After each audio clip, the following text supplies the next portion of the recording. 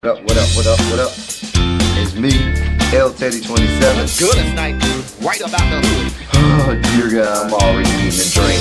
Look a damn mess. Just a damn mess. No means no, and yes means no.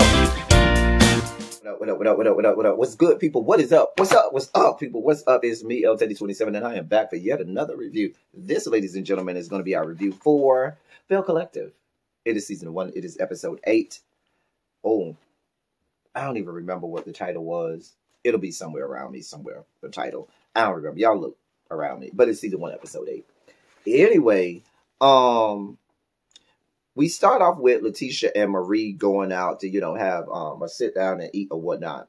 So Letitia tells Marie all about how the Fair Street project, is basically like on hold because of the fuck shit, fuckery, and fucktitude that Marie and Kaylon had at the last brunch, whatever. Notwithstanding the fuck shit that Marie had going on the brunch before that. The one that Tamara wasn't at, that Marie was trying to go in on Latrice about. So, Marie, you are a common denominator. We've all said that. All of us fellow reviewers, everybody, even Tamara admitted that you're a common denominator, Marie. So, Letitia laid it out there. Hey, whore. Hey, bitch. My shit ain't going right, and you are one of the big reasons why. Child. Marie apologizes and says, oh, I feel bad for how I might be responsible, this, that, and the third, yada, yada, yada. Y'all know I don't see it for Marie. I don't like her. I don't want her at all on my television screen, but girl, we got to deal with her. Anyway, Letitia then tells Marie about the sister venture and how that went left and how none of that went right. They ain't really talk about that too much, and we moved on. Latrice, then we see her having this photo shoot for her new hair care product line, I believe it is. Anyway, she's supposed to be using some chicks named Claremont Twins that was on Bad Girls Club. I don't watch Bad Girls Club. I don't know who these chicks are. I'm sure they're very popular and stuff like that, but I don't know who they are. I'm just gonna say that they're popular people. I don't know. I don't know these people. Anyway, things weren't going as planned. Murphy's Law, everything that can go wrong is going wrong. They ain't got no hot water. The photographer is late. Let me say this. Did y'all know the little boy, her little friend that was in the back, the little gay guy that was in the back, I think he had on overalls or something like that. Maybe he did. I don't know. But he was fixing stuff up. And so Letitia tells him that the photographer is late. That they say he's coming from Atlanta. Now, the way he responded, I felt like he was responsible for getting the photographer, and he knew the photographer was coming all the way from Atlanta, and knew the photographer was going to be there. Something about the way he answered her, he was like, "Oh, he's coming from Atlanta. Oh, girl." Just the way he said that, I was like, "Nah, girl, you knew he was coming from Atlanta." Because I felt like he booked them, but they're just having a lot of things go wrong. The Claremont Twins, like, it's just everything going wrong. So she's kind of doing like anybody in that predicament would do, kind of stressing out, but still trying to make sure to pull it all together and make sure everything can still happen. We then see Letitia. She's waiting for her husband, Glenn, to get home from one of his trips or whatnot, and from one of his work trips or whatnot. So she hired this little I almost said stripper. This stripper. I shouldn't call the girl a stripper because she's not, but I almost said stripper. This singer. Named Air or Airy or I don't know the girl name. Whatever her name is. And when I looked at the little girl, I was like, yeah, this is not a good idea, Letitia. If I'm ushering in my man home because she's trying to get herself all dolled up and put on a nice little sexy outfit and put on her makeup and be looking all nice. I ain't having no other whore in my house when my man coming home and I know I'm getting ready to get bust down. And this chick kind of looked better than me. No, we ain't doing that. No, because the chick did kind of look better than Letitia. I'm just saying she wasn't ugly. Anyway, and so they set up this thing where during a certain part, she's supposed to say like everlasting love or something like that. And the chick's supposed to pop out and start singing. Now, then we see Letitia in there with this food. Let me say this. I don't think Letitia can cook, y'all. The jury is still out. I don't think she can cook. Because that woman had the 1999 pot set down from the Walmart down there in her kitchen. That brown 1999 pot set that everybody done seen down at the Walmart. Nah, the little 20. Anytime you could buy a 25-piece or 20-piece pot set for $19.99, you don't want that. That's what she had in her kitchen. Because I remember one time I was buying some pots and I saw that one and it was a good deal. But then I thought to myself, if this shit is $19.99, you don't want no parts of that. So then the way that this whore couldn't even handle a simple pie, she had like no clue, no knowledge of what to do with a simple fucking pie. Girl, Letitia, your dirty slip showing. She can't cook. That's why your man be out here cheating on you left, right, and sideways. You ain't got no job. You supposed to be a housewife and you can't even cook. Girl, what is your purpose? Girl, you better get your life in order, honey. Get your life in order. Anyway, so Glenn comes home. Cause that pie looked like a fucking mess. And I know you ain't expect somebody to eat that shit. Anyway, moving on. Glenn comes, and you know, she's all lovey-dovey. They go in the little bedroom. Chick is in the closet. She keeps saying everlasting love. Chick don't come out. Eventually, the chick comes out and starts singing. Now, the chick sounded a goddamn mess. She was a fucking mess. She sounded a damn mess. And you paid for her? I hope you ain't paid for her, Letitia. Anyway, she sounded like she was one of the, you know, her daddy was one of the 3 original Billy Goats Grub. Because that's the kind of voice that she had. You know, her brother got to be Trey Songz or Jussie Smollett. Because she's a part of the Billy Goat clan, okay? Anyway, did y'all know that I told y'all it was a bad idea for Letitia to bring the chick? Did y'all notice how Glenn was looking at that chick? Glenn was looking hard at that chick. Like, he was looking at her like, oh. Glenn was looking real hard at her. I'm just saying. Anyway, child, Letitia trying to do all of this lovey-dovey. She trying to rub on this man meat. She trying to get her back blown out. And this man said, contract. Not contract. Contract. What about my contract? Child, a mess. Just a damn mess. Back at Latrice's photo shoot, despite all of their hiccups and everything that they had that was going wrong, it went through without a hitch. Everything ended up going fine. It looked like there was probably some beautiful pictures taken. Everything was good. So that was good. We did see Tambra Cherie at work, and she's on this video conference with Gary with the T from Ricky Smiley Morning Show. And so they're good friends, and they've known each other for a while from the industry. From, you know, radio and stuff like that. And so she's talking to him about the fact that she wants to transition from just being a regular radio personality to doing serious journalism because she wants to be taken seriously and broaden her horizons professionally. Now, go back to my review of episode 1 when she interviewed the mayor of Jackson. You know, the cute little light-skinned mayor? Yeah. Anyway, because what happened was she showed Gary this video, and she was interviewing a state representative and a teacher and so forth.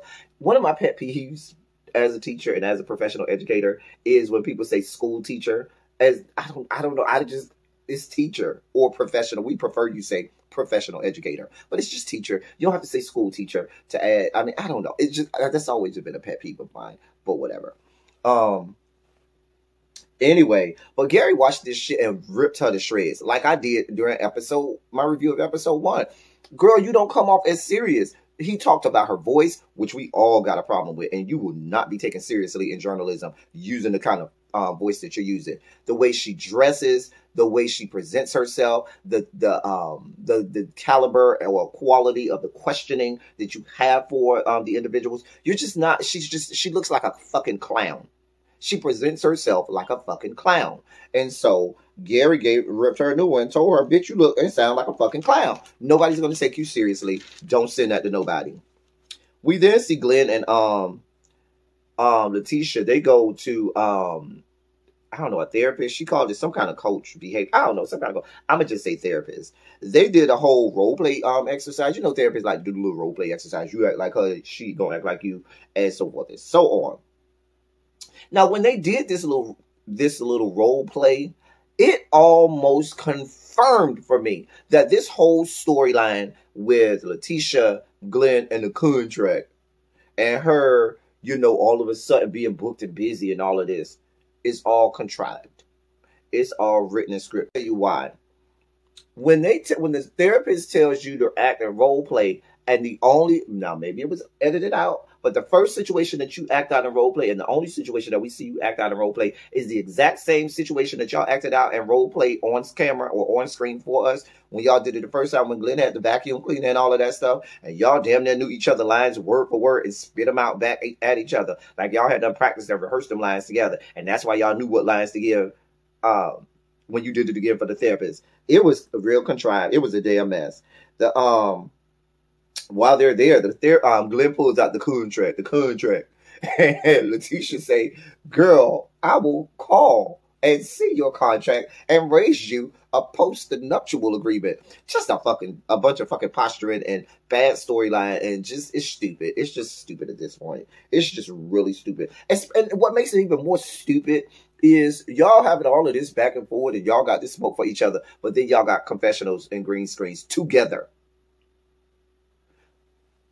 That was something I didn't like and put a ring on it, where you would have people, when we would watch them go through whatever they went through on the show, and they're going at each other, they mad, broke down, busted, and disgusted at each other, talk about, oh, I can't be with him no more, I can't be with her no more, I ain't gonna put up with this no more, this, that, and the third. Cut away to green screen or confessional, and these two hugged up on each other in the confessional. It just, I don't know, that just, my brain it doesn't sit well with my brain. Anyway, at the end of the day, therapist told him, "Hey, Horace, y'all going on out. Y'all need to be around other couples so y'all can see, that maybe you're not the only ones going through things, that maybe they've gotten past it, and maybe they can give you some advice or help you out and let you see that you can get beyond this, or help you with ways to do better by this." I think the therapist was just being lazy and not trying to really offer them no good answers, but whatever. So that's what Letitia's gonna do. Marie and her wife, best friend Essie, they go on a date to celebrate their new facility that they just closed on or whatever. They discuss Cedric. Essie says Marie is a boss in every aspect of her life. Where? How? Have you seen her household makeup? The fact that her oldest son got 3 kids by 3 different baby mamas, all within like a year of each other. This whore got kids punching holes in her house. And if you expect me to believe that the oldest son is the only one that's a train wreck, you're reaching. Because the oldest son is a train wreck, the other ones aren't probably a train wreck either. She ain't run her household. She's too busy running her tongue up and down Essie's private parts. But that's a whole nother story for a whole nother day. She too busy down there running her mouth, trying to read the people and trying to go in on people about shit that she ain't got no... Anyway, moving on. But she ain't no boss in every aspect of her life. Maybe in her little business venture, but not every aspect of her life, honey. Let's be clear. Cedric is down in Aruba with his other chick, with his real wife and his real chick, down in Aruba, or his real dude, down in Aruba, living the life of Riley. Okay, living his best life, and do not got time for these two chicks or whatever. Marie says she's fed up and she can't take it no more, and that's it for her. Child, whatever, honey. I don't really care. Tambra is at work. And we see her at work, and she gets off the radio, and her boss tells her to come over here, and she goes in there, and they have this surprise celebration for her because she's made it to the #1 show in the area in that time slot. Kudos to you, Tambra. Glad you did that. But girl, you want me to think that you finna be a serious journalist in terms of doing like serious news journalism? Child, girl, let that go. Stick with your little radio thing you got going on, girl. You seem to be good at that, and keep it moving, honey. But they celebrate her for that accomplishment. Letitia comes through. And Letitia and her talking. Letitia invites her to the little, because she is planning this little couples dinner or whatever. Letitia invites Tambra, and the Damon guy, Tambra's like, hold your horses, honey. It's a little too early, girl. I don't know. Girl, he only agreed, or I only paid him for X amount of camera times. Now, if he gonna be on camera again, girl, I'm gonna have to shovel out a couple more dollars, a few more coins, and I ain't got it like that, and I'm not paying for him to come on screen again. So, girl, we won't be there. I'm just gonna tell you that it's a little too early in our relationship, and I probably need to take it slow because he may not be ready for that. Child, girl. Anyway. Letitia and Tambra then discuss, the fact that she may have to have surgery again to remove the fibroids if she wants to have children. and they talk about that and so forth. Then we see Marie and Essie's at Marie's house. Cedric was supposed to be home 2 days ago. He's still with his other wife, boyfriend, whoever the fuck he's with besides Marie, down to the Aruba. Or maybe they did come back and he just ain't trying to be on screen with this whore. Anyway, she ain't heard from him. So Maria and Essie is over there packing his shit because she says she taking it back down to his house. Girl, when I tell you these whores got on this good confessional together, they had on a little black sitting next to each other. I swear these whores swore their love for each other, took wedding vows, and was ceremoniously wed and married on this goddamn confessional. Did they not just come out as lovers or wives in this confessional? Girl. I know they just told us that they are in a full-fledged marriage together. I know they did. I know they just did. You cannot tell me no different. Anyway, honey, they pack up Cedric's stuff and drop it back down to his doorstep. Now, it was only 2 boxes of stuff. Now, I know Beyonce said to the left, everything you own in a box to the left. But if you could fit all of somebody's stuff in 1 or 2 boxes, baby, they were never with you. Baby, they never lived with you. Because I don't care who you is. Motherfucking shoes can't fit in 2 boxes. Much less clothes and shoes. Girl, I don't buy it. Contrived, made up. That man ain't with you for real. Stop playing with us.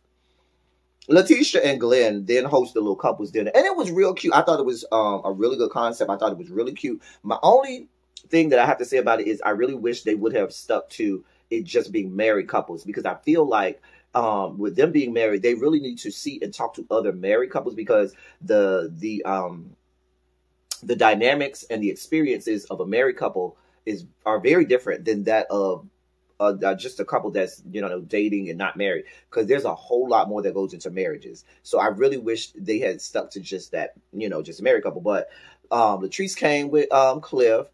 Mel came with her dude that she's dating or whatever they got going on. And then Marie came in, and I just knew Marie was going to come in with Essie on her shoulder. They was going to come out and be smiling like, girl, I'm living in my truth now. Girl, we apart. Listen, they done built us a whole, that 10,000 square foot office that I was telling you about. Girl, that was my part of our new wing down there to the Rainbow Coalition compound and headquarters. But girl, she ain't did that. Girl, she's still around here playing in our faces. She brought some tall dude that was 6'11", some mountain of a dude that she brought in there that she clearly wanted no parts of. Dude was looking at her weird. She was looking at him weird. Everybody was looking at the both of them weird. She probably don't even know dude's first and last name. Just a fucking mess. Everybody looking at her like, girl, who is this and what is he? And it kind of went off from there because everybody was kind of confused, as we all was. Because I think they was even expecting to see Essie come through the door. They wasn't expecting no Cedric. Even Letitia and Latrice and Belle was expecting to see Essie. It went off from there, y'all. I just don't know. Why are they playing in our faces, y'all? Why, God? Why? Anyway, y'all, that was Belle Collective, Season 1, Episode 8. Y'all, let's get the comment section and do what we do. And about what we saw. All right, y'all. Until then, until next time, that's all I got for y'all. Thank y'all for coming. Y'all drive safely. I'm out.